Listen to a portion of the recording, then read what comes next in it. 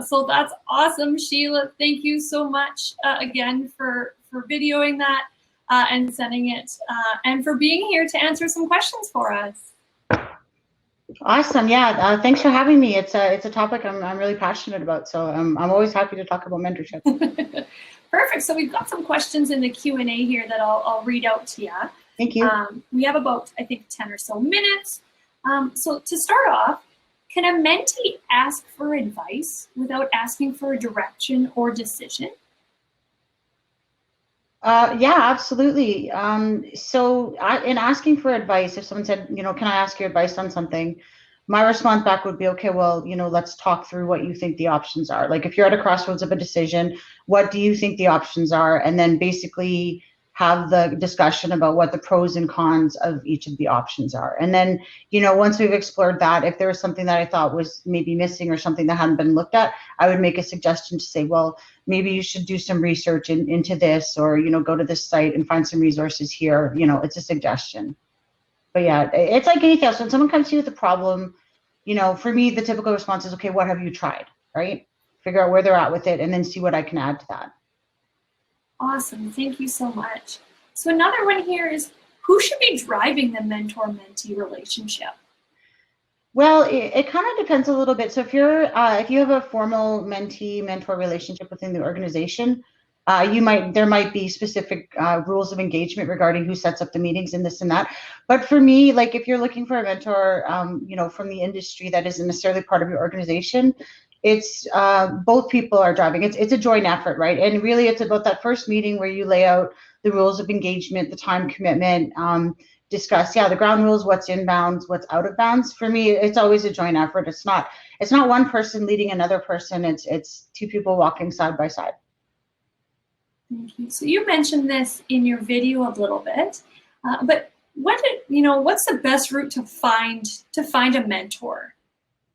Yeah, that is a good question. So for me, one of my agendas, and I want to be transparent about this, is I think that mentorship should be a field and a profession. So if I think back in the day, project management didn't used to be a thing until it became a thing, and business analysis didn't used to be a thing until it became a thing, and change management didn't used to be a thing until it became a thing. So for me, I actually think that mentorship should be a thing, and I think that it should be part of everybody's professional portfolio in terms of providing that service.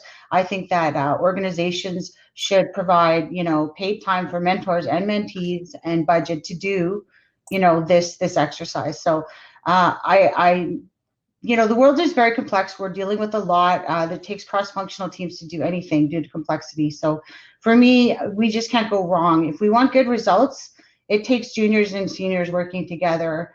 And, that can happen organically sometimes, but what that takes is someone who's willing to sacrifice their time. If you build it into your organization, if you build it into your programs, for me, it's a measure of success for everybody. So for me, if you said, how do I find a mentor? I say, go talk to your leadership or your HR department and ask them, what do we do for mentorship? How can you help me? And I think in that way, we can further my agenda.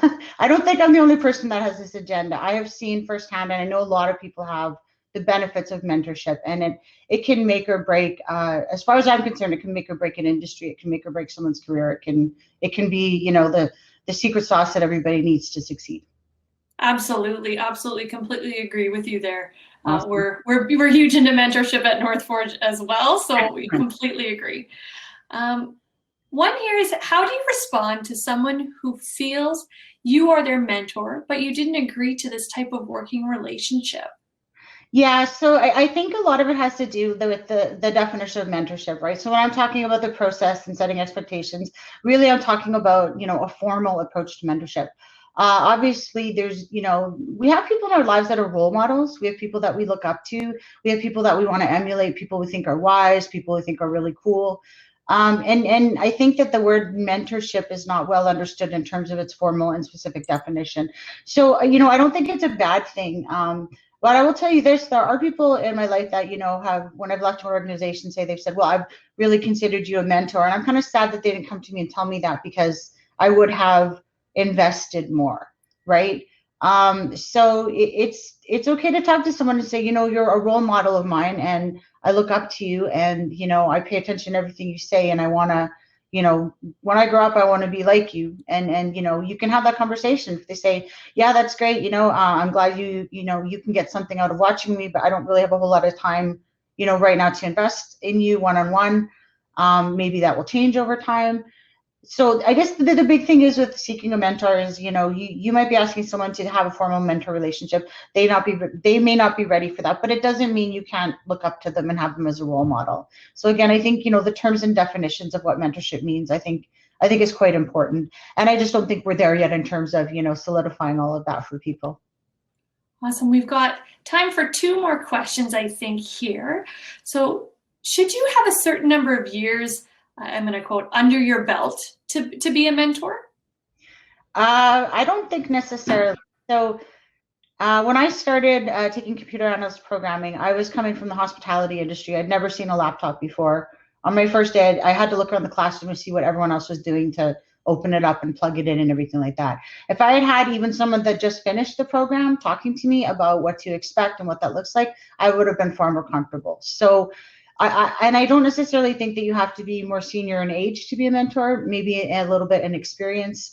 And it could even be someone that has experience in a different industry from you. So no, I don't think there's a requisite number of years. But let's say if you're, a vice president and you're looking for a mentor, you're probably not going to, have a junior software developer mentor you.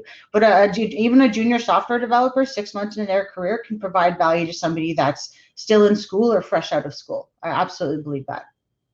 Fantastic. Last question here that we'll have time. And for those of you who had questions, feel free to reach out after.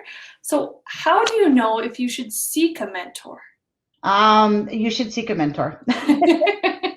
In my view, we all benefit from mentorship. Everybody does. The mentor benefits, the mentee benefits.